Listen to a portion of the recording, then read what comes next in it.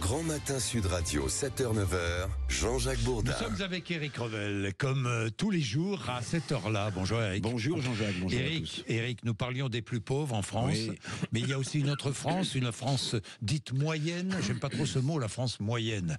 Néanmoins, c'est une France qui peut encore consommer, qui a consommé pour le Black Friday. Et les Français ne se laissent pas démoraliser par la crise sociale et politique. Bah oui, c'est un peu inattendu, hein, le Black Friday, vous savez, Oui. c'est le vendredi fou qui est né aux États-Unis, au vendredi Canada, dernier, au Québec, ouais. où ils dépensent, eux, des dizaines de milliards. Aux États-Unis, des ça a dizaines été de milliards. impressionnant. Hein. Ah oui, de dollars. Alors en France, ça s'est achevé hier en réalité, parce qu'il y a une petite prolongation le lundi. Oui. Hein, bon, et ça avait donc démarré vendredi. Bah, figurez-vous que, si j'en crois la Fédération des acteurs du commerce dans les territoires, ce qu'on a vécu d'un point de vue commercial samedi, c'est pas loin des pics des meilleurs samedis du mois de Noël.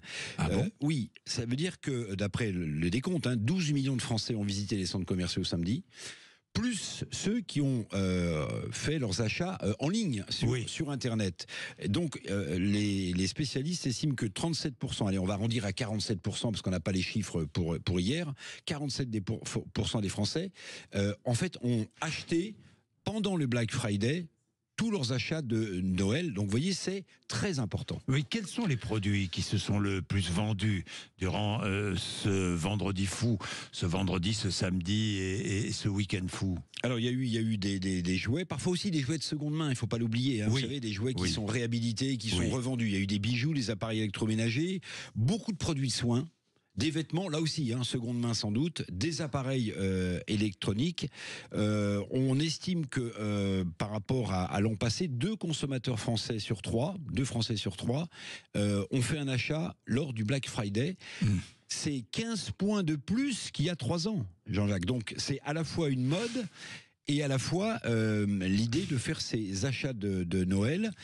Alors évidemment, lorsqu'on décide d'acheter ou en ligne ou de se rendre dans des boutiques pour acheter Black Friday, on le fait aussi parce qu'on espère faire des bonnes affaires. Et si vous faites des bonnes affaires à un prix moins élevé, vous avez le sentiment, réalité ou pas, que vous obérez moins votre pouvoir d'achat qui est déjà faible. Et on vient de parler des problèmes de pauvreté dans ce pays avec Pascal Brice, mais les problèmes de pouvoir d'achat sont réels pour beaucoup de Français.